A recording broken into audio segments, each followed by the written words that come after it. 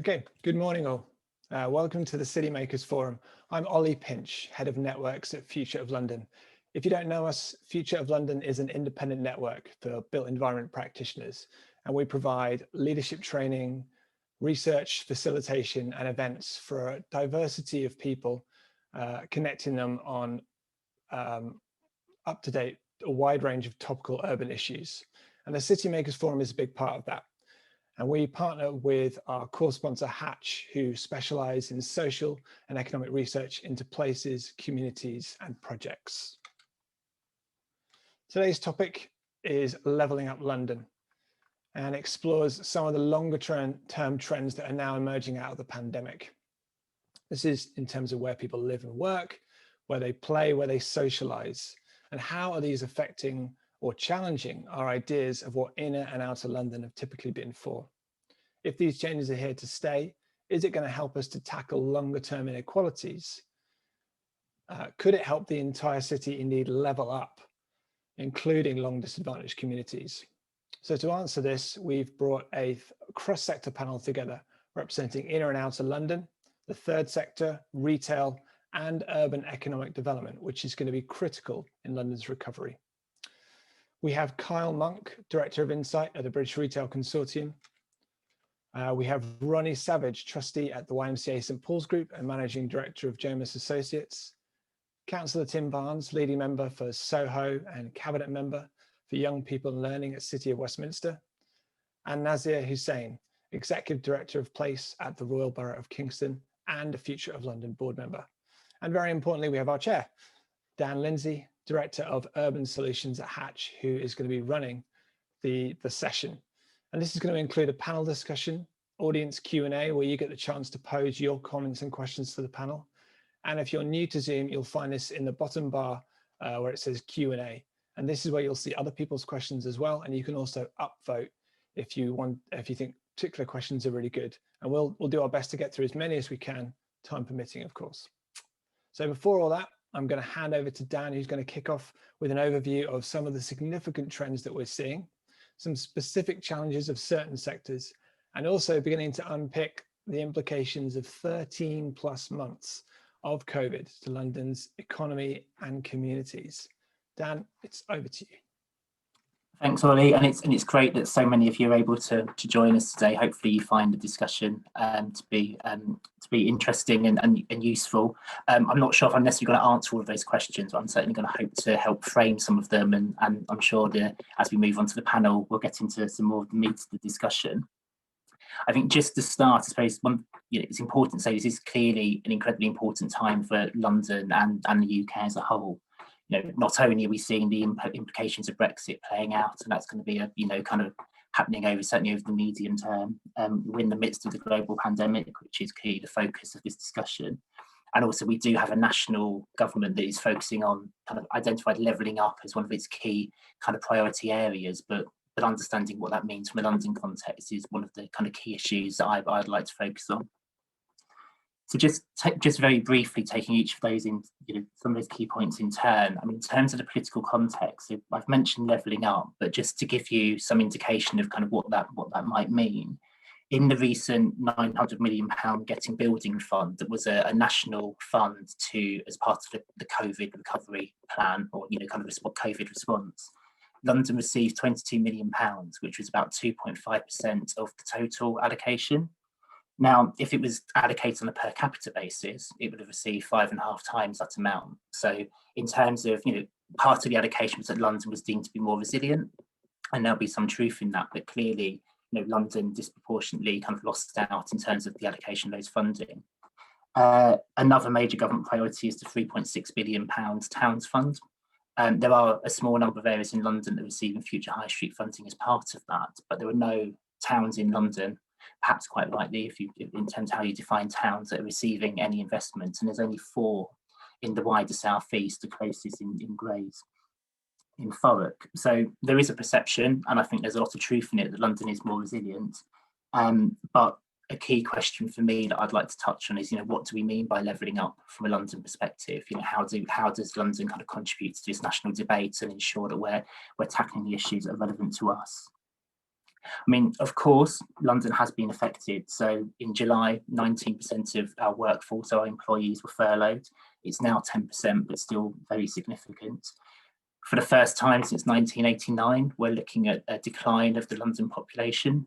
A survey by the London Assembly Housing Committee found that 14%, or 1 in 7, wanted to leave London as a result of COVID.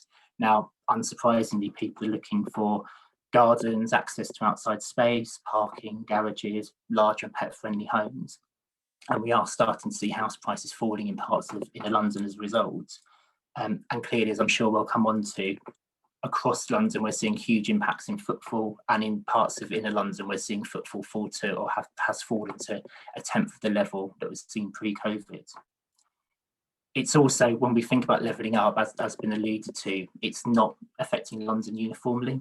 So in terms of the furlough rates that I've just described, the lowest rates, I think it was around 10%, were the City of London, Wimbledon and Orpington, which I think gives you quite an interesting kind of cross-section of kind of periphery to central London there. It's not just about kind of in and out of London. There's a whole range of factors that are affecting performance.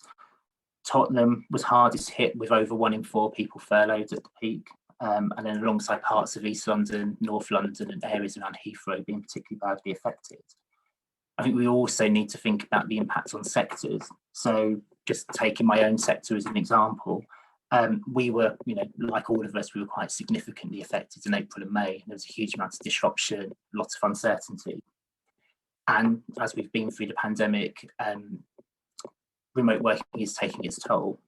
But since that point, we haven't been too badly affected. The tiers have changed. We've moved in and out of national lockdown, but we're set up for home working, and we're carrying on, largely kind of as we were before. This can't be said of hospitality, personal services, or any sectors requiring on-site employment. So just understanding both the effect by sectors, but also how that's changed over the course of the pandemic is, I think, particularly relevant. And then in terms of my final point, I think thinking through the legacy of this is particularly of particular interest to me. So, kind of what I've described above and what the panel will be describing are the short-term impacts. When the pandemic goes, when lockdown is easing, will we just bounce back to normal? Or what are the long term? Are we in a position where we're able to make that judgment yet about what are the permanent changes and what are the short term impacts? I mean, from my perspective, 13 to 15 months of home working has demonstrated that it can work and it does have its benefits, but there are perhaps some costs there of sustained home working that we hadn't fully considered back in April and May. But that said, we've spent the pandemic, I certainly have, kind of thinking week by week, or looking kind of what's going to happen 2 to 3 weeks in the future. Whereas we do need to take a step back and think, at the best case, this will be 13 months that have been working in this situation, or in some cases not working at all. It could be 15, it could be longer. So in terms of the learned behaviours, kind of the impact that's having on our sectors, on our workforce, on our human capital, on kind of every aspect. I think it's important just to think about the length of time of pandemic, and whilst we're kind of perhaps living it week by week, taking that step back and thinking about the longer term implications. And particularly when you have sectors, businesses such as hospitality, where there was a few weeks in the summer where they may have been having some semblance of normality, but actually it's been quite a significant year of very restricted operations. So hopefully that kind of helps kind of frame some of the discussion points. I'll move on to the speakers now. So we've got five minutes for each of the speakers. We'll then move into a panel discussion. We'll have some set questions for the panel to respond to, and then obviously we've got a session at the end where we'll move on to question and answers, and please put some questions into the chat as we'll go, and we'll respond to as many of them as we can. So starting off with Kyle Monk, who is a Director of Insight at the British Retail Consortium. He leads the Insight functions, delivered the organisation's overall data strategy, overseeing all sector research, reporting and analysis. He joined from the new West End company, where he served as head of Insight and worked in market intelligence for Planet, a multinational payment solutions provider, where he was responsible for cross-border consumers. So Be interested to see what some of your insights are in the last 10 months or so. Thanks a lot, Dan. As you rightly said, the BRC, we're a national trade body for retail. We represent about 70% of the sector by turnover. So the retail sector has been a focus for the government for the last 10 months or so, due to its, I guess, strategic importance, both in terms of sort of food supply chains and keeping the nation fed, which was a focus in the sort of early months of the pandemic, but also because it's a large employer. 3.1 million people work in the retail sector. It's disproportionately a female workforce. It's important for mobility in the sense that there's a high proportion of young people, so the 16 to 24 and above age bracket.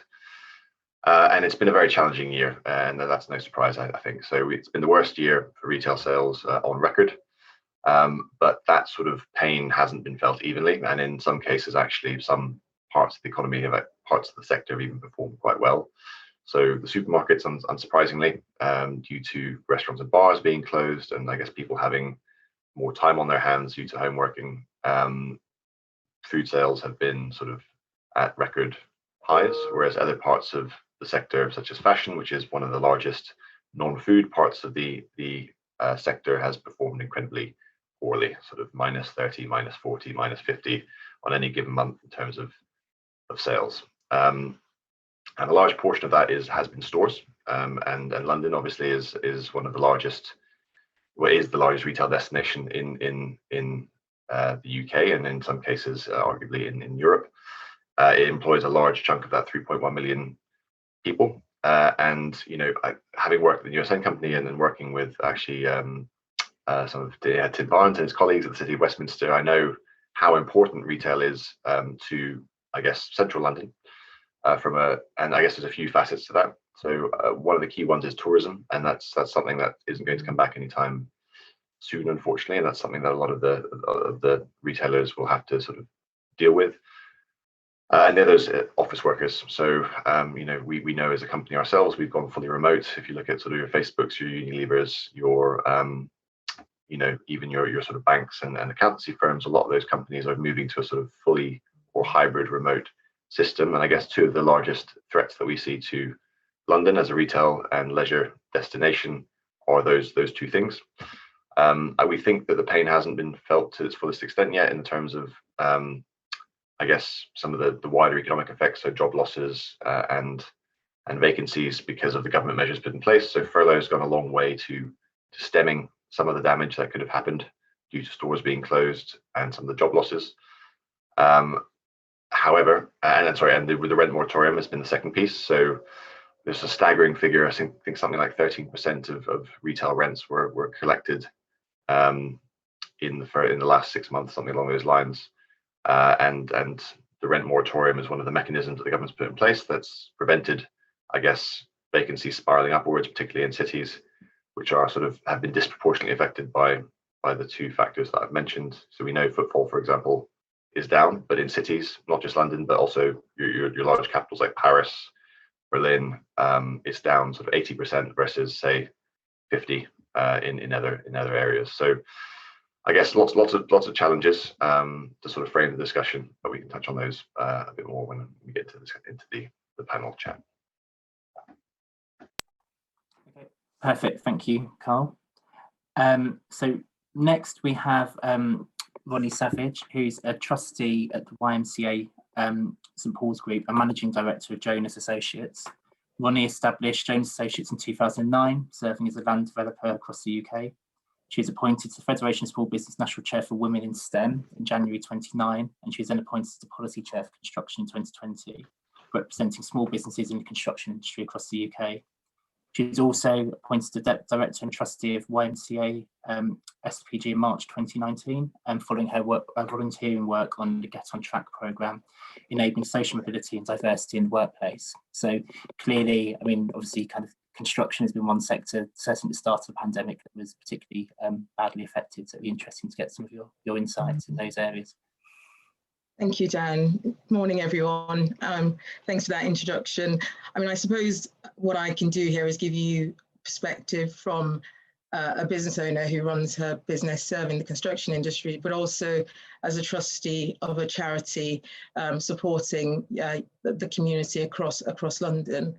I'll give you a little bit of an insight into YMCA SPG and what we do in the first instance. We're obviously a registered charity and housing provider working across South, Southwest, East and West London and into parts of Surrey and Slough. We provide support to vulnerable and homeless young people. And as a member of the wider YMCA Federation, our vision is to provide places where young people thrive and communities flourish. We're the largest YMCA in Europe and one of the largest providers of supported housing in London and beyond, providing a safe place to stay for approximately 1,200 residents every night. We also work with children, youth and families in the community. We run health and wellbeing centres and offer activities, including various programmes for young people, nurseries, schools, soft play centres, mentoring and counselling programmes. Working with the community, we know firsthand about the implications of the divide between the haves and the have-nots. Recent research undertaken by Oliver Wyman and Mayor's Fund for London, which I sit on the advisory board. As part of that research, both myself and members of the YMCA SPG team provided input. The research found that only 17% of London's professional jobs are occupied by people from lower income backgrounds, compared to 30% nationally. Research has also shown that 36% of children over the age of 7 base their career aspirations on people that they know. They say that you can't be what you can't see. So obviously this is potentially extremely damaging for those who are disadvantaged. What the pandemic has done is exacerbate this divide, which is already prevalent. It's certainly highlighted the fragility of our economy. We've seen a decline in high streets, as Carl mentioned there. The hospitality sector has ground to a halt. The number of people facing financial hardship due to job losses has increased significantly. There is also a potential for this to have a greater impact on the younger generations and the people that we support at SPG. Many families are facing hardships. I mean, many of those families facing hardship simply don't have the infrastructure for homeschooling, for instance. Some parents cannot afford high-speed broadband or computers for all their children. They've got one laptop at home and 2 or 3 children. We know that the government have recently announced investment into this infrastructure, into addressing this digital divide.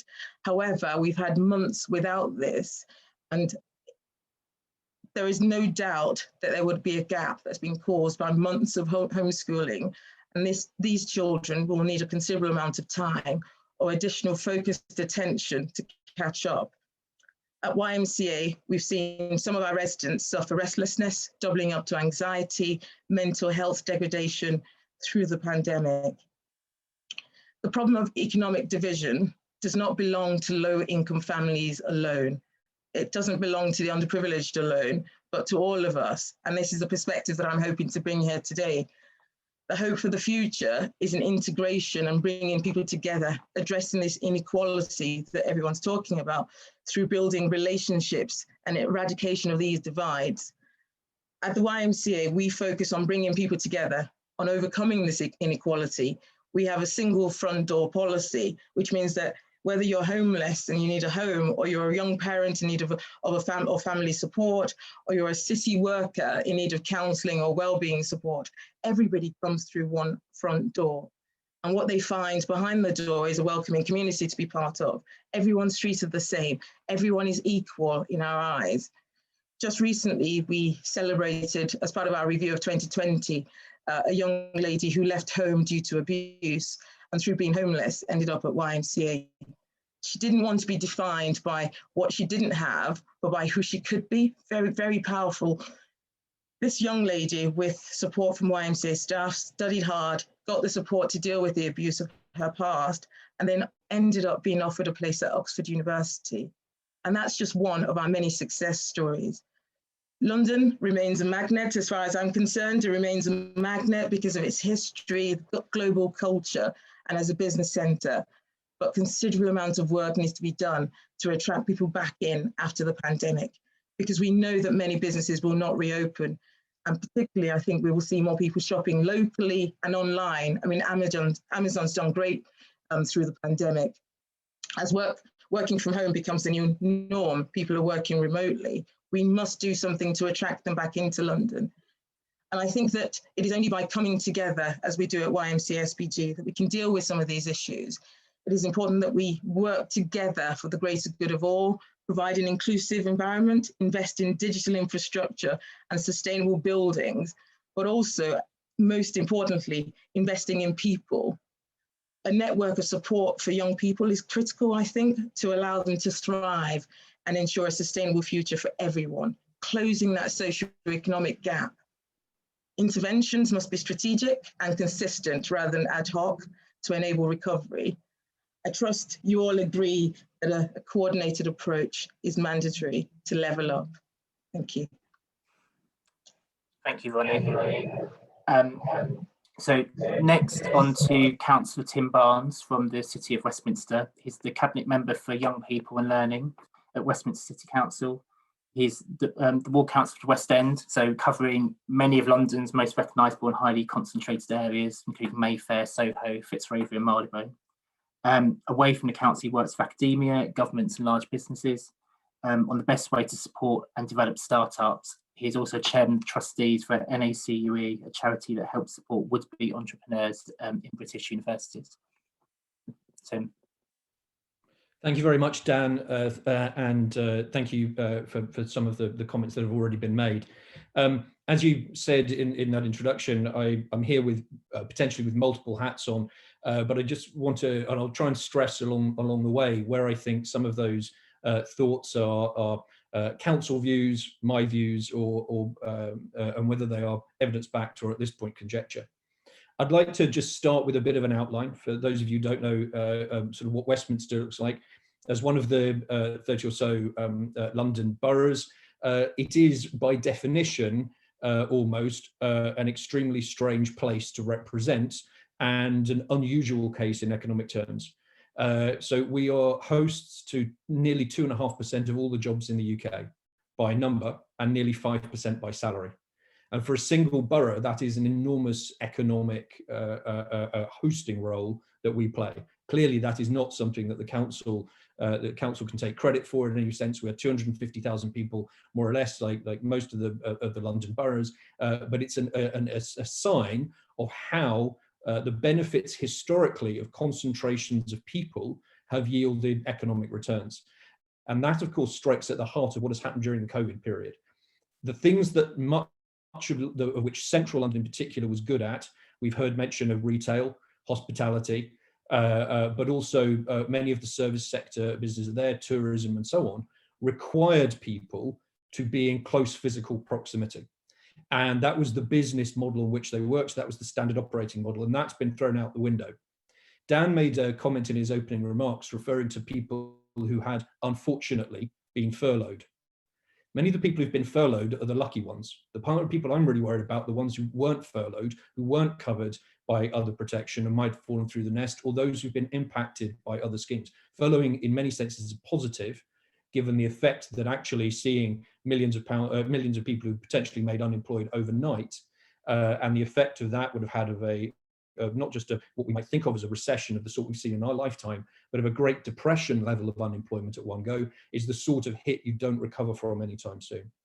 So I want to just think a little bit about what I suspect that means for Central London and where the future might be, and specifically given my interests and brief, what that might mean for young people, and try and pick up on one or two of the comments that Ronnie made along those lines as well. Because of the nature of the Central London economy, the sort of way I've sketched out, I suspect that COVID and the lockdown and its impact is something where we should stop referring to going back to normal, right? Again, everybody sort of said it in some way, shape, or form. I don't think we're halfway to getting to normal.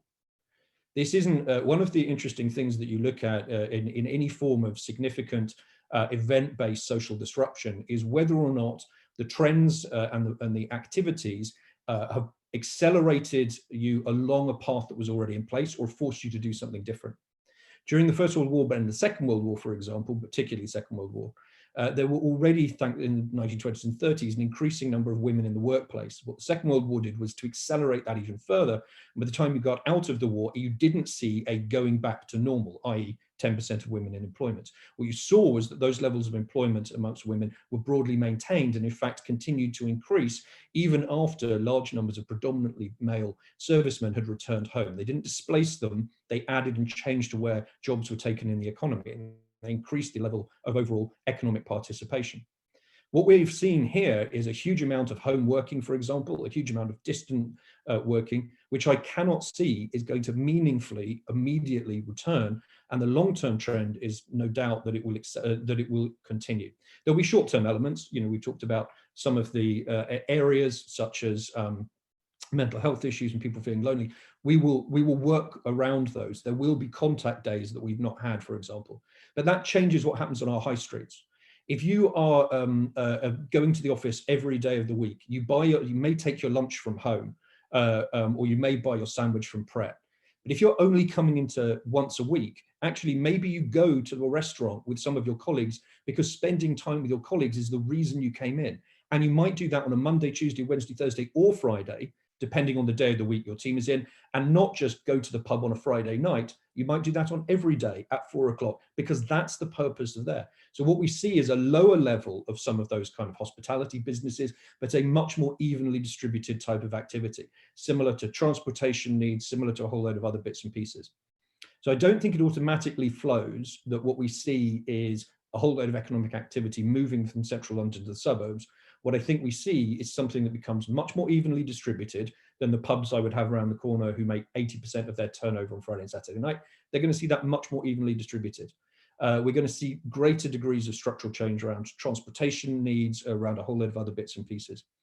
What I'm worried about is what happens to whole sectors. As Dan alluded to at the start, this isn't something that's evenly distributed.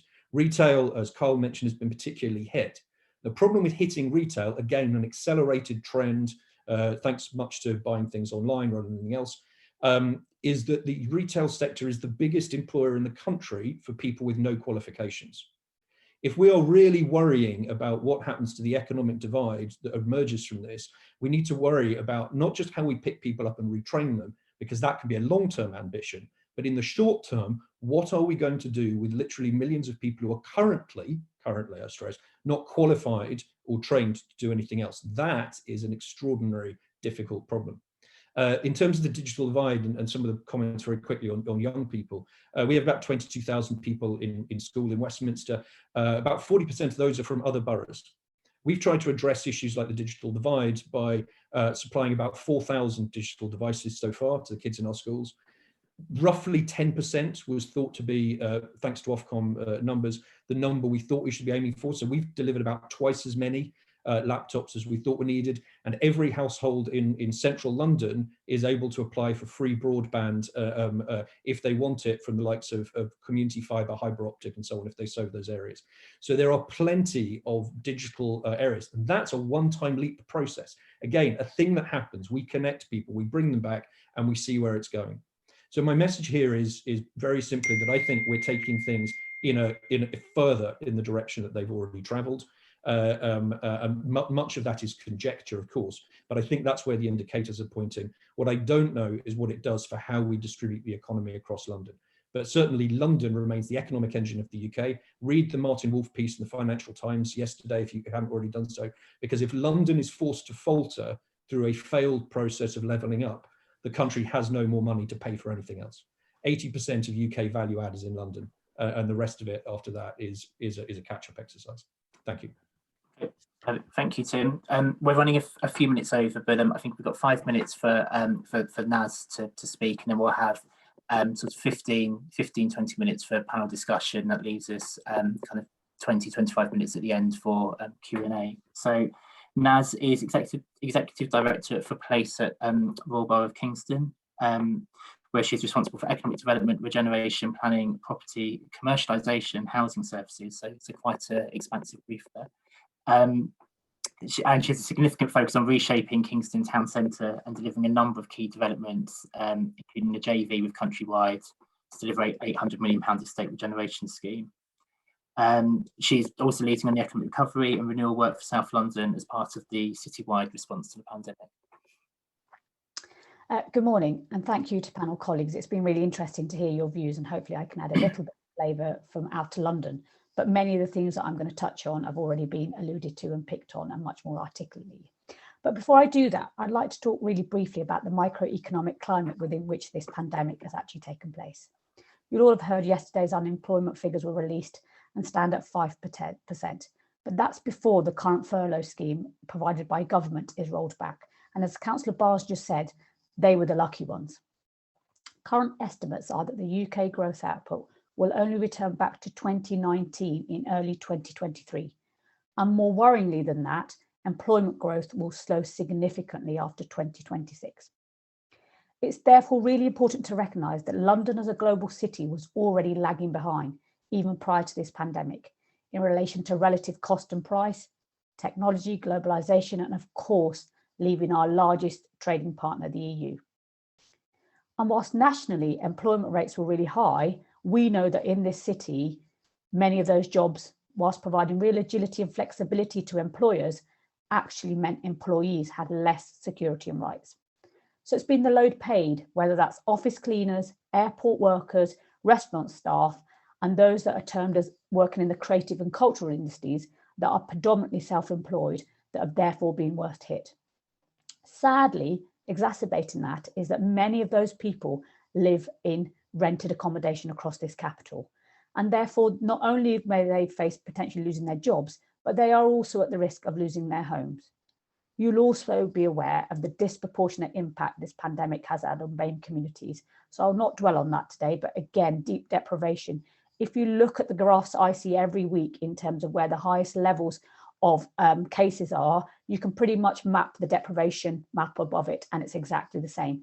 That shows you a little bit around some of the conversations we need to have around existing deprivation. You'll also be aware that productivity levels were well below those of our counterpart global cities.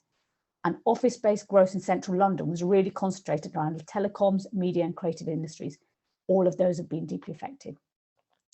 But let's be clear, even with this modest growth that central London was seeing, must be set against a background of a city that was becoming increasingly congested, had poor quality air, and housing affordability has always and continues to be a real challenge for Londoners on low and modest wages. Global investors coming into our housing market may have given the Treasury land receipts, but have further distorted our housing market. So let's remember, when people talk about what we've lost in terms of economic output and the perceived death of central London as an economic engine, we must not view this simply through rose-tinted glasses, and going back is just not palatable. It is not the right path. Inequality and deprivation was always prevalent and was actually increasing in recent studies. Let me now quickly turn to my sub-region of South London, which includes the boroughs of Merton, Kingston, Croydon, Richmond and Sutton. Our sub-region was already lagging behind the UK and London and has seen the greatest contraction in GVA of 12%. We are sadly on target to lose 20,000 jobs this year in our sub-region, and 59% of our residents went to central London for work every day.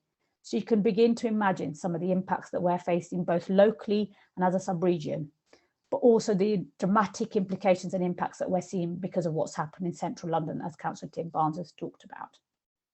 Our local economy in Kingston is primarily a strong retail core, and we're the third best top destination, and related hospitality, public services and financial services. We're also a borough made up of SMEs, and they have been greatly impacted. Since July this year, we have seen a tripling of universal credit claimants, and the largest cohort is those aged between the age of 25 and 34. We already have in London lots of people that are underemployed or already so far away from the job market. This is only going to be exacerbated by newer groups of people who now find themselves unemployed, many of which haven't been unemployed before. We know from the research that we've done locally that those losing jobs in retail and hospitality are still searching for roles in those sectors that are simply not there, but don't have the skills and the confidence to search in other markets. And Councillor Barnes has already alluded to this. This provides a profound challenge to us in terms of how we reshape our economy how we position our sub-region in a changing London, and how we reskill entire workforces whose jobs simply won't come back. I can't go on without also explaining that this is further exacerbated that as every single council and the public services up and down this country, our own revenues have been significantly hit. And whilst our local communities, especially those that are deeply affected, be that through deprivation or unemployment, need us the most, we are also facing significant financial challenges as local authorities. That is, of course, and sadly, on top of the long-term health impacts of the pandemic, which will leave a long-lasting legacy among our most vulnerable and will particularly impact on future generations that Ronnie articulated so well. So what are we doing? As a sub-region, we're developing this concept of a hubbub. We absolutely recognise that central London needs to come back better, but we also want to promote our sub-region as a place to co-locate, relocate, have smaller offices, so that we rethink our relationship with central London, because we need both to thrive. So we're looking at modern office flexible spaces. We don't know where the future of the real estate market will look like, but we do know that the demand around key transport hubs, and increasingly people are asking for well-ventilated, well-lit spaces. We can provide this in Outer London. We're also working really closely with our universities and colleges to deliver new incubator spaces and help our local businesses to innovate and generate new products and services. This will take time to come to fruition. We've also intervened directly in the complex employment and skills market. There is a myriad of employment programs out there, nationally and locally, and we're trying to join those up. As somebody new to being unemployed, you need support to help navigate the kind of support that's available for you to reskill or rethink about how you might transfer to another type of sector. As you will all know, after every deep recession, it has been the public sector that has led recovery and renewal of our communities. And as a council, Kingston is stimulating our local economy through announcing key investments and developments. So recently, we've announced the redevelopment of a number of key sites in our borough to signal to the market that we want to look at the future ambitions that we have for our place. That includes delivering more commercial space. We're also, like everybody else, reshaping and rethinking our town centres as places where people can afford to live as well as play. Public realm has become more central to our thinking, and looking at how we can co-create this. We've just announced the redevelopment of 2 new leisure centres. We are fortunate enough to have the first business improvement district in Kingston. We've worked really closely with them to bring our business partners together to really begin to think about how we might shape our future. The need for the voice of business to work alongside the public sector to make the voice heard for investment and prosperity of place has never been more important. And the role for business to reach out and contribute to local spaces has never been more important as well. We're also embedding, like many areas, the principles of a green recovery. We're all aware of TfL's financial challenges. They are not going to go away. So therefore, we are looking at local transport initiatives. And knowing that Crossrail 2 is a pipe dream, Kingston was due to benefit the most. So therefore, what can we do in our local economy? How can we make sure our businesses are green? Finally, it's recognising that Treasury and government have a really clear and strong agenda around levelling up. And let's be really clear, that's about levelling up in terms of the rest of the country. But as already been alluded to, London is the engine of the economy nationally. And in a post-Brexit world, we need London to recover and thrive, because quite frankly, the rest of the country rely on it. I still feel this case is not being heard clearly enough in government. Thank you. Thank you, Naz, and thank you everyone for those contributions. Obviously, lots of food for thought there. I mean, in terms of the kind of panel discussion, I mean, building on the points Naz was just making around, kind of, and some of the points I was making at the start around kind of what levelling up means from a London perspective. I noticed in the chapter panelists, someone, Ros Morgan, has commented, does levelling up of the regions mean a levelling down of London? And I think this is one of the challenges that London faces as a city. So I suppose a question to each of you around, from your perspective, and I know a number of you have alluded to this already, but kind of what does levelling up mean from a London perspective? And perhaps more interestingly, building on some of the points that Tim and as the others have made, how can the pandemic response, whether that's at a local, London or national level, help to address some of those challenges? I don't know if anyone would like to go first. Tim, you've raised your eyebrows. Oh, okay. That's why I'm no good in an auction house. So I think that let's answer Ros's question directly and start with that. Does a levelling up of the rest of the country mean a levelling down of London? And it should be that the answer to that is no. In fact, as I was trying to say earlier, and I think Naz has just said, if we take that approach, then we just collapse, right? There's too much economic activity, and it shouldn't be seen in London that matters, and it shouldn't be seen that that's a thing to necessarily redistribute. There are economies and benefits that come because of the concentration. And if you try and create two hubs, you end up with one and one. At the moment, we've got 1 + 1 = 3. If you want to redistribute it into two separate batches of one, you get one and another one. We are all poorer if we don't make that work.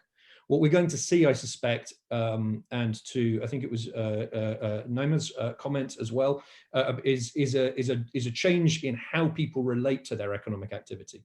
So what we've done is massively increase the elasticity between where you live and where you work, and in some degrees to where you play or spend your free time as well. So you're going to be, if you're only coming into work once a week because that's your designated catch-up day, then you're not going to have a problem necessarily with the fact that that might be double the commute that it is now.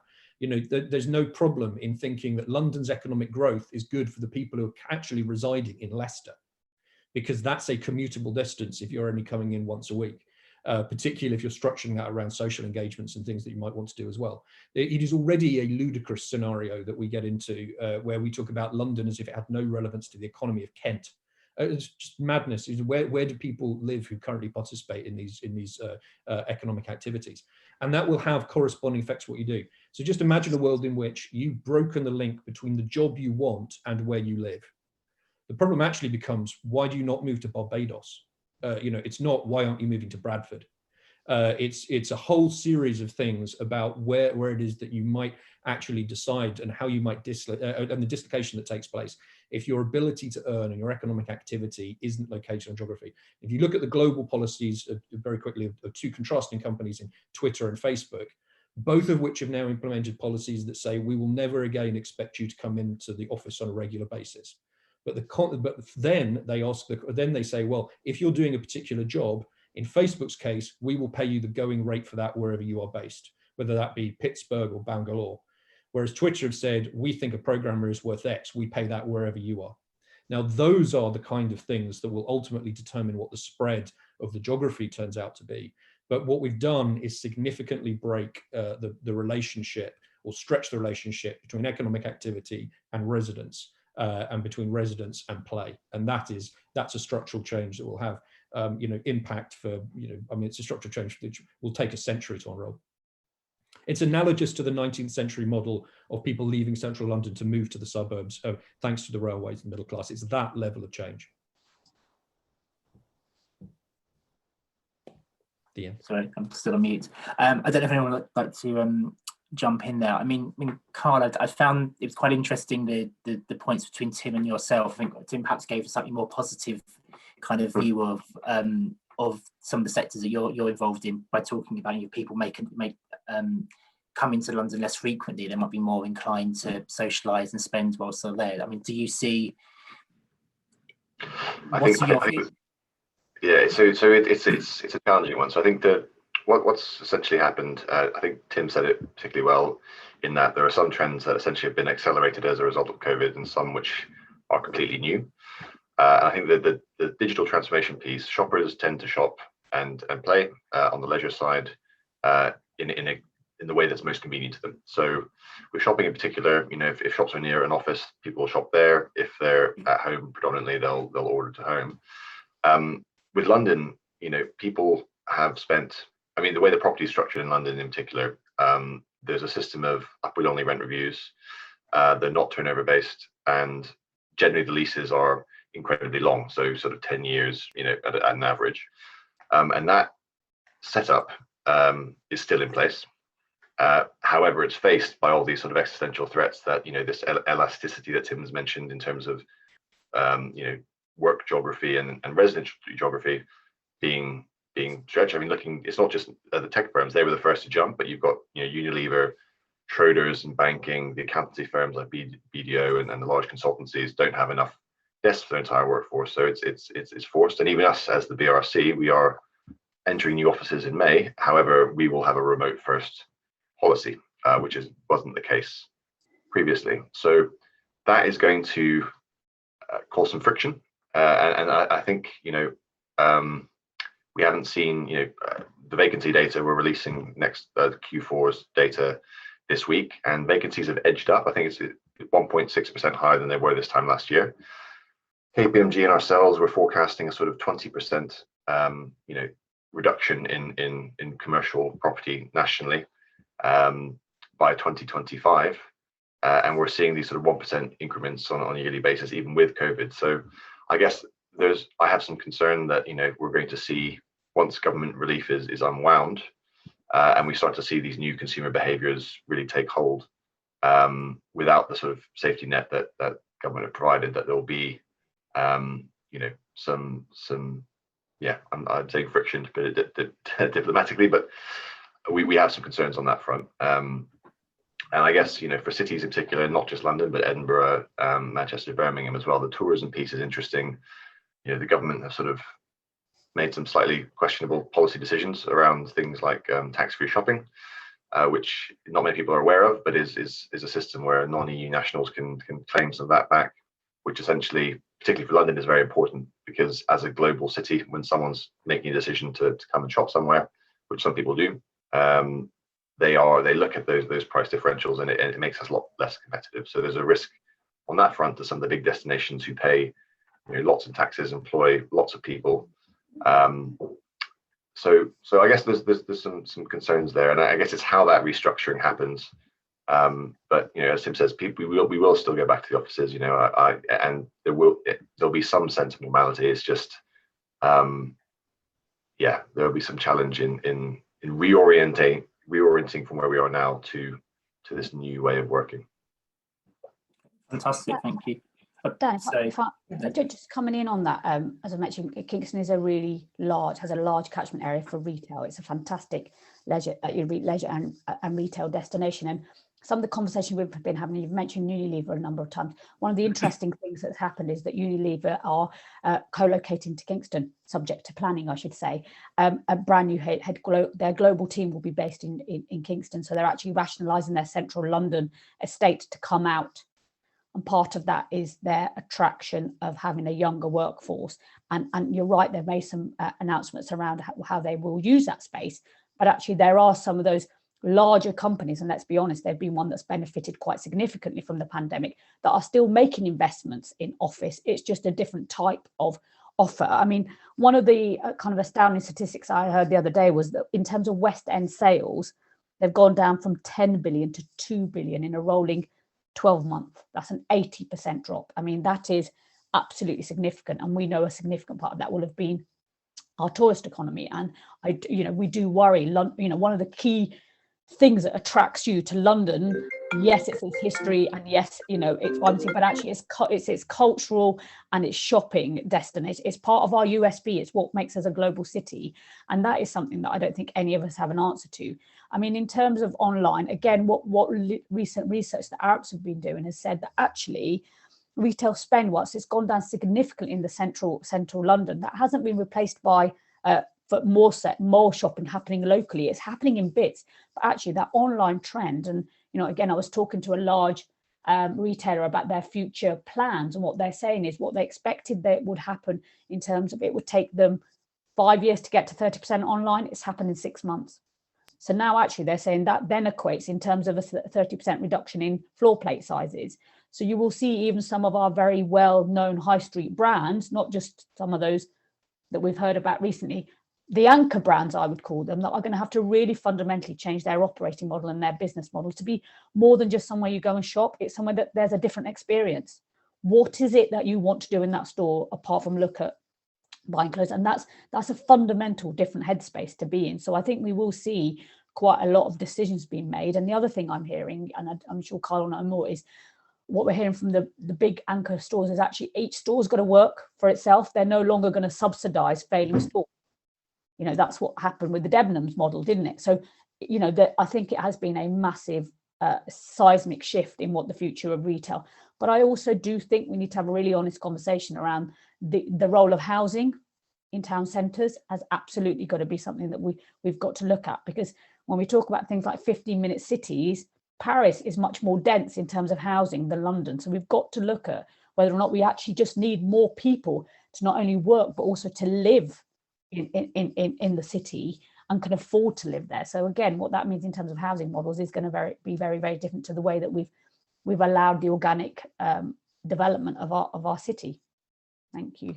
Perfect, thank you. And I'll be moving on to the questions. Oh, so I was just going to add a very small point to that. I think there is a misconception that London was levelled up and thriving prior to the pandemic, and the focus on levelling up should be on the sort of red wall areas up north, and that is totally untrue. There's so many poor, disadvantaged parts of London which needs to be levelled up as well, and needs that focus. And I think with regards to defining levelling up, it isn't about taking opportunity from London or taking opportunity from those who have it and giving it to some who don't. It's actually about giving opportunities to those who don't, not taking it away from those who already have it. And as part of that levelling up process is balancing, putting everybody on the level playing field. And I think that's when we can really thrive. But I think we need to do away with that misconception that London was okay beforehand, because that wasn't the case. I've spoken about grassroots and helping young people to thrive. But I think it's also important that we don't lose focus on small businesses, which I represent as part of my work with the FSB, that we don't lose focus on businesses. When you look at the Kickstart program, for instance, which is been put out there by the government to help with work experience, there is a requirement for at least 30 job placements to be able to get involved with that program. I mean, that removes many small businesses. When you think about business rates and that was removed by the government on Monday, Ronnie. That's been changed. That's fantastic, because that just excludes many businesses, and there's a number of incentives and interventions out there which don't take small businesses into account as much as it should. So I think that needs to be the focus as well, not just the large corporations, but taking small businesses into account as well. Thank you. I'll move on to some of the Q&A that we've been receiving as we've been talking, because I think it picks up on some of the points the questions I was going to ask anyway. The first question we had was from question on the value of central London locations for retail from Stephen Boxall. So I think this is one for Kyle. I've heard it said that no large fashion chain makes money from their Oxford Street stores, but they see being there as a marketing cost, or they have to be there. Is this true, an urban myth, and will that remain in the future? It depends on the retailer, I would say. I know some that haven't ever been profitable. So when I used to work for the USA company, there were some that never became profitable, but others do trade very well and trade surprising volumes. I think something that you've got to bear in mind with the West End is that a large proportion of sales were international. So more so than almost any other I've ever seen. You know, some stores up to, depending on where on the scale of value to luxury you were, it was up to sort of 60 or 70% in some cases.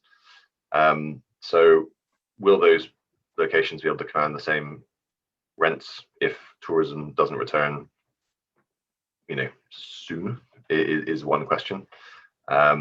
And I guess there's also questions around, business rates and the structure of other costs and planning. But the West End's resilient. It's a global destination. I've got no doubt that once things return to some semblance of normality, it will return back. But there is some short-term pain to be had, and it's a challenging one. And where that pain lies, whether it's with the retailer, the property owner, that's where the real question is. If I can just add to that, as it's my local patch, you definitely get retailers that make money, right? So the Apple store on Regent Street, by some metrics, has the largest sales per square foot in the world. Selfridges does 2 billion a year thick end turnover, and that generates has historically generated profit. Carl's point about ticket sales is interesting, because what we've seen is an 80% drop in footfall, but a 90% drop in average spend. So although the number of transactions has declined, but the value of the ones that remained has declined even further. So there is a real problem there with the nature of the consumers that are still coming into the city. What I suspect we'll see over time is we will get, pop-ups of the sort of 15-minute cities and commuter belt as we think about it now, and outer donut tier London, areas which will have more of the things where people might drop into it on a daily basis. Pret, for example, has already said it's closing stores in central London, but they're popping up in zones 5 and 6 in a way they'd never thought about them before. But you won't necessarily see that for the things that are themselves destinations or destinations for purchasing, because they're not coming back physically at all. Like 10 years ago, when we started buying things on the internet, you bought cheap stuff on the internet you couldn't get anywhere else because you didn't want to risk it in case it was rubbish when you got it home, and you still went to Curry's on the high street to buy your TV. Now, if you're going to buy the TV, you buy that on the internet because it's £200 cheaper than it would have been anywhere else. But you might go into a store for an impulse purchase, 35, 40 quid or whatever it might be, as a bit of gratification now. So shopping becomes more experiential. So Oxford Street will be more experiential. If you're coming down from Manchester to go Oxford Street shopping once a year, every time you come down, you expect it to have changed by at least 30 to 40%. Those stores have to be new. You have to see different stuff. It's not pop-ups as we think of them now, which are that sort of space filler. It's deliberately designed concept changeover led, experiential led retail, because otherwise there isn't a reason to come. It's cheaper and easier somewhere else. Make it fun, make it part of the experience, and combine it with things like food that you can't actually buy on the web. Okay, thank you. So next question from Andrew Dacre. So I think this is one for Ronnie, picking up on the points you were making around the importance of first-hand experience in informing aspirations. In your view, do we need a renewed push on work experience placements? Hopefully all organisations are using the government Kickstart scheme to prioritise this, but do you see that as having the potential to address some of those challenges, or other interventions required? I mean, absolutely. I spoke about that just before. I think it's important that we open up opportunities for those who are disadvantaged. And it's very much not just about opening up that opportunity, but creating an inclusive environment for them. So rather than offering these work placements to people and expecting those from different backgrounds to come in and conform, it's adapting our sort of working environments to suit people from different backgrounds and understanding what those different backgrounds are. So absolutely, I think based on our experience, it's extremely important to give those opportunities to those who wouldn't normally have it, but to make that environment a lot more inclusive is particularly more important. I don't know if anyone else wants to kind of jump in from your own perspectives. No, okay, we'll move on. Thank you. So there was a question here from Richard. So work from Professor Porters at King's College London suggests that population in London has fallen by 700,000 as EU workers head home. Obviously, that touches on the points I was making about, and further declines expected. Now, in terms of the question, if we assume this fall was spread equally across the boroughs, so 20,000 people per borough, for a borough like Hammersmith and Fulham, that's a 10% decline in population. Is that significant? And what, if anything, can be done about it? Don't know if anyone wants to jump in. I don't know if Naz or Tim, you want to speak from your own council's perspective on that one. Naz, you go first. Yeah, thanks, Tim. It is significant. Of course, London has always been a city that has been diverse, and actually that's part of our USP, is you can come here and you will, there will be lots for you to do, but there will also be lots of opportunity for you. So of course, and that will have an impact. We are currently developing our local plan that was based on us getting Crossrail and had projected GLA figures around increasing population. We're now thinking in a post-pandemic world, what does that really mean in terms of employment and housing growth and commercial space? So yes, there are some of the practical policy implications of that. But let's also be really clear. Lots of those workers worked in the city, but also many of those worked in blue collar jobs. So if I think about adult social care, or you think about nurses, or you think about those kind of care workers, and other such sectors where we didn't have a workforce locally or in London that was able to do that, or at a price, if those people leaving our market has a significant impact. So if I just think of my colleagues in adult social care that have been, well, heroes, quite frankly, in terms of supporting the NHS, if we continue to see people leaving because they no longer feel they can come here and work here easily, then that has a direct impact on our adult social care and caring profession.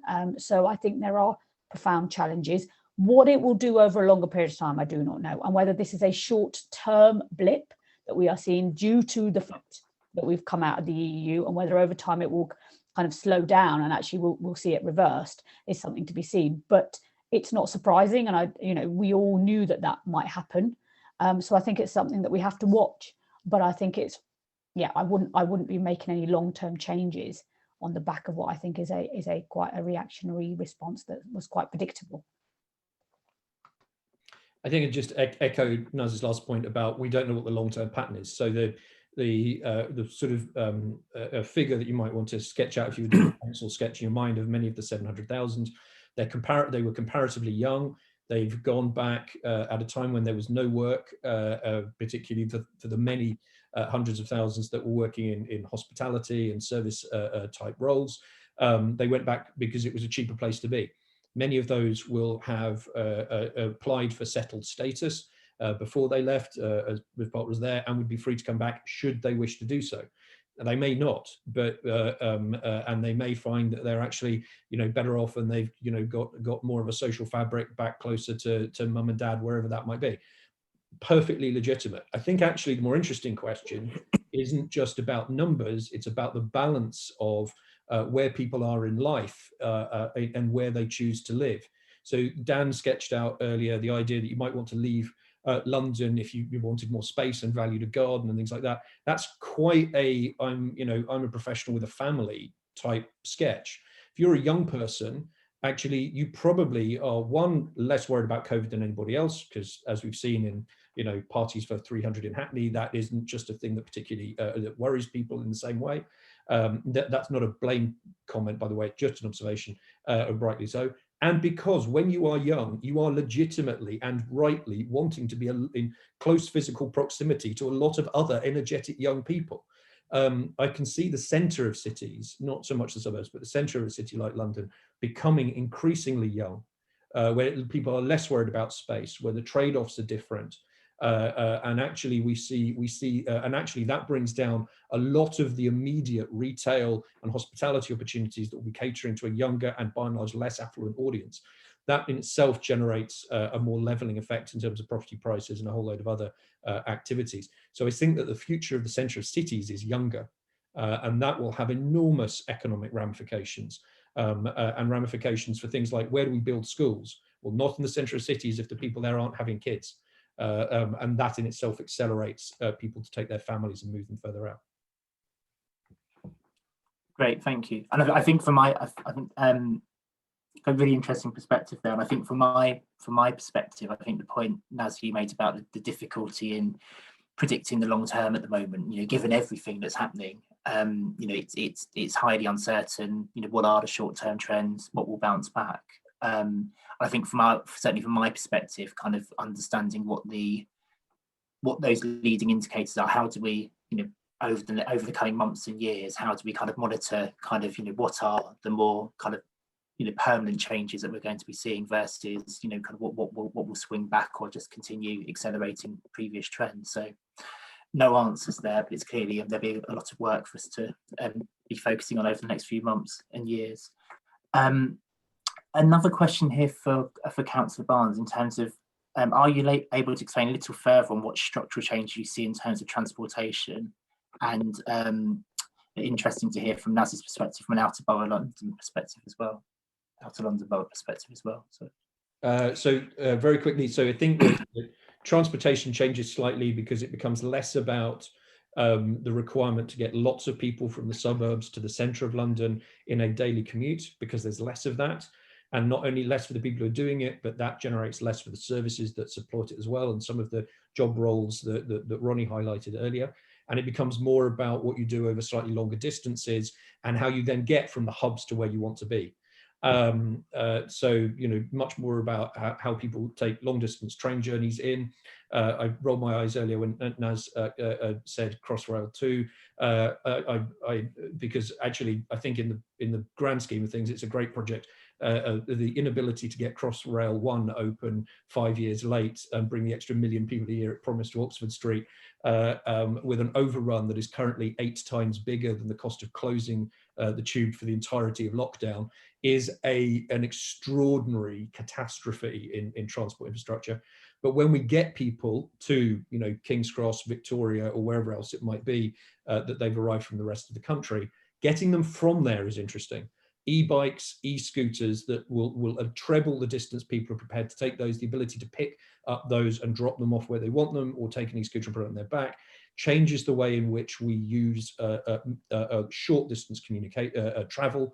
It changes what we then do in between it. And that is, I think, not the kind of changes we talked about, which are all COVID related thus far, but those technical changes, technological changes, have an enormous impact on what we do about transport. It's much less to do with tube. Ironically, it would probably have more to do with buses if we hadn't already stopped so many of the buses in central London that people have stopped relying on them. I think I completely agree with that. I guess the slightly different dynamic in outer London is that we are suburban, and therefore, you know, if I've got somebody living in Chesington, it's quite difficult for them to get to. You know, there is more of a reliance on the car, sadly, and part of that is because we need to improve the bus infrastructure between spaces and places. Absolutely. That is, as Tim alluded to, actually, if we can invest in cheaper, in terms of levelling up in buses that are cheaper, greener, that will only be to the credit, and actually being able to get people to key employment hubs is really interesting. One of the things I heard again recently is that actually in terms of real estate and demand, you're getting more demand next to London Bridge. Why is that? As Tim's rightly said, you can come straight in from somewhere. I live in East Sussex. I can go straight there. I don't have to worry about the tube. If my office is there, I'm much more likely to make that journey twice a week than I am if I had to take the tube. Again, making it simpler. If you're coming in for 2 days a week, you want that to be as safe and as simple and efficient as it is in terms of if you had to come in 5 days a week. So I think you've got to make public transport cheaper and more greener and more reliable and safe. People have to feel safe on the bus.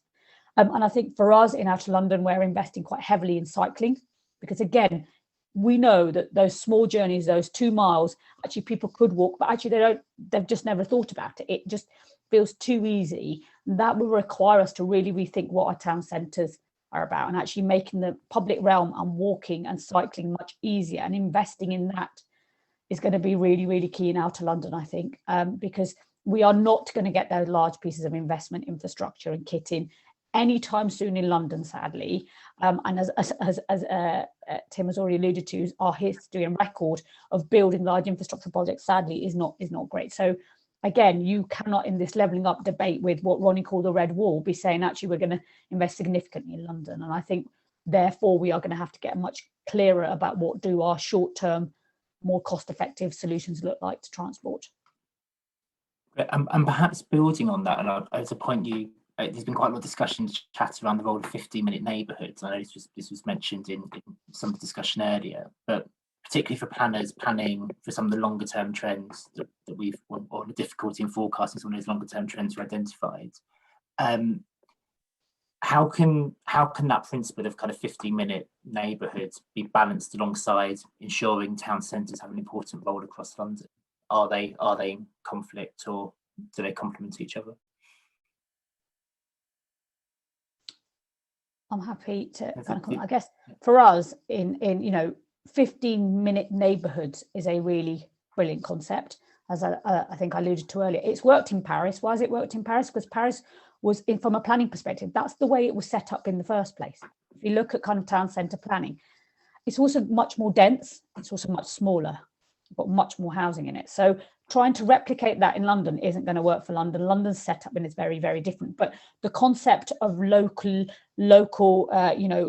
jobs and local quality of life and people spending more money in their local, in their kind of localities is something we all, think of. But it's not the answer to everything. And I think the key thing is, what's the issue we're trying to address? Is 15 neighborhoods really going to help a Bengali man that's just lost his job in a restaurant? No, it's not. Actually, he's in his 50s. He hasn't got any other skills. He's not going to be, So actually, what we don't want to do is make 15-minute cities a bit of a middle class concept of, wouldn't it be lovely just to have a whole new set of neighborhoods that are, where we want to live? Actually, what does that mean in terms of deprivation? Will it actually exacerbate deprivation? So I think the principles are really, really positive, but you've got to be really clear to what end do we think neighborhoods are right? And what does that mean? And central London still needs to continue to be the engine of the country. What does that mean in relation to where you live? And for me, it's not about where you work, it's about where you spend your money. So actually people going into central London is actually really great. It's great for London, and it's great for our, because we've got lots of very affluent, highly skilled people that go in. I'd like them to spend some of their money, thank you, back in Kingston. And that's what this is about. So it's about not saying that you shouldn't be spending it in Westminster. It's about actually also knowing what's in your local neighbourhood that you can also spend money on. So we've seen a significant increase in footfall to local markets, to our local high streets in outer London, and that's been really brilliant. That's people like us who in the week weren't actually in our neighbourhoods, we're actually at work somewhere else. But like many, I miss being back in London. There is a vibrancy and a culture and an offer, and it's about how do we retain that, and what is it that makes London unique in the future, in a post-Brexit, in a post-pandemic world. I think that there's quite a lot of thinking, I think, to do around shaping what that means from a levelling up perspective, but also what that means in terms of paying for the investment that the government's had to put. Because let's be really clear, public finances are not going to get any better. And so there's some big discussions that need to happen around what we do with the budget. Perfect, thank you. And just finally, as a final question, I think you touched on the kind of the example, the 50-year-old Bengali man that lost his job, and I think Ronnie obviously talked about the kind of the impacts on your services, and I'm just and linking to Tim, who talked about, it's not just about people on furlough. There's the 3 million that have been left behind. There's the people that aren't receiving any support. I just wondered if there was any in terms of the impact on your services, the kind of types of people that's coming through the door. Obviously, you touched on some of that in your discussion, but what sort of support would be most meaningful or most impactful for linking kind of the sorts of service users you're seeing to some of the types of future opportunities that the other panel members have discussed? I think, just from I'm sure Tim can also talk just as articulately as I can about what's happening in terms of the people that we are seeing through our virtual front door. We have literally overnight stood up new hubs. We've had to do food and medicine logistics and a whole load of other things that local authorities never thought they would be in the business of. We are seeing new people, younger people that have been unemployed for the first time. Tim's point around people that haven't got, and Carl's point around, lots of people in retail don't have a lot of skills. That's why they're in those types of jobs. However, what you haven't got is a skill escalator and a pathway to giving them new skills and getting them to think about new jobs. So again, we're doing practical things like bringing employment opportunities with those that are unemployed and trying to be that kind of match between the two. We're also seeing significant levels of people that in neighbourhoods where there's really strong connection, we have found the community have just stood up and supported each other, and that's been fantastic. And one of the things I think we've really seen come together. However, in other neighbourhoods where that social connection is not strong, or where there's an element of deprivation, we've seen those communities have suffered the most. So if you look at food banks, if you look at some of the kind of data, sadly, I have responsibility for housing, and that includes our homelessness community. And as part of the Everybody In, we all brought everybody in. However, there are those that have no recourse to public funds. We have no clear idea in the future about how we as local authorities support and fund those most vulnerable because of current government guidance around that. So what I think we see is that not only is there going to be a deep and long-term impact of the pandemic on those that have sadly suffered from COVID, but actually other people that have other illnesses, that have other needs for medical treatment, have just simply felt they haven't been able to access those. So the indirect impact on other people's health issues and illnesses is also going to come to the fore. And as you've heard Ronnie talk and others, we will see generational impacts in terms of education, in terms of employment for our younger people. And whilst the statistics show it's our older population that's been physically impacted from COVID, if you look at mental health, it's our younger communities, our young people that mentally have been the worst hit. So the need for mental health services for young people, which we all know for a long time has not been at the level it needs to be now, needs real investment, because that's our future job market, that's our future employees and entrepreneurs and SM. How do we start to support those people now? So I think what we face is significant challenges, both in terms of a public health pandemic, but also in terms of our economic recovery, requiring a fundamental rethink about what kind of economy do we want and what does levelling up mean, really recognising that deprivation, sadly, correlates directly to the pandemic in terms of infection and death rates. Thank you. We've just gone slightly over our time, but I just wondered, Ronnie, if you wanted to kind of have any kind of closing remarks based on YMCA's perspective. Yeah, I mean, just following up on everything that Naz said there, I think that there must be a focus, and I said this before, on investing in people and the realization, and something that we see on a daily basis with regards to mental health illness. And what COVID has done is exacerbated that. And we've seen a greater number of people with anxiety and restlessness and mental health issues that we're having to deal with, and we're offering more counselling services to these sort of people. I think what we must do is at the moment there is a focus on people working from home and levelling up and getting things back to normal, but we mustn't forget the sort of frontline people who are working at the moment, who will have been impacted by trying to keep everything going while everybody else was sort of working remotely or being furloughed. So there is a lot of work that needs to go into sort of mental health and understanding that is a real issue that needs to be dealt with as part of this levelling up process. And it's something that just needs to be considered globally, I think. Thank you. Thank you for your contribution. I mean, that was I found that really interesting discussion. Obviously, a lot to think about as we move forward, and hopefully at some point over the next few months start to see an easing and an easing of restrictions. So I'd just like to thank thank the panelists for speaking and responding to the questions, and thank everyone that has attended and posed some questions. I'll just hand over back to Ollie now from Future of London, just to bring the session to a close. Thanks very much, Dan. And thank you for sharing so brilliantly. And allow me to echo thanks to all of our speakers as well for joining. Fascinating insight and so much more to discuss too, really just scratching the surface. Thank you to all of you as well for joining and for your comments and questions. I know that we didn't get through them all, so apologies for that, but thanks for the resources that you've posted too. That's all going to feed into our write-up for the session, so that's really useful. I just wanted to also thank Hatch as well for supporting the City Makers Forum, and hopefully you enjoyed that as much as I did.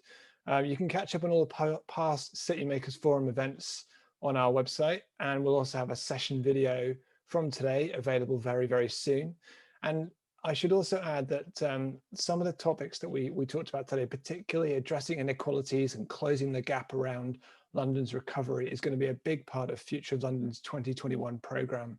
So this is a really nice intro to some of that. So do watch this space, I should say, for more details about that and how to get involved, because we definitely want you to be part of the conversation.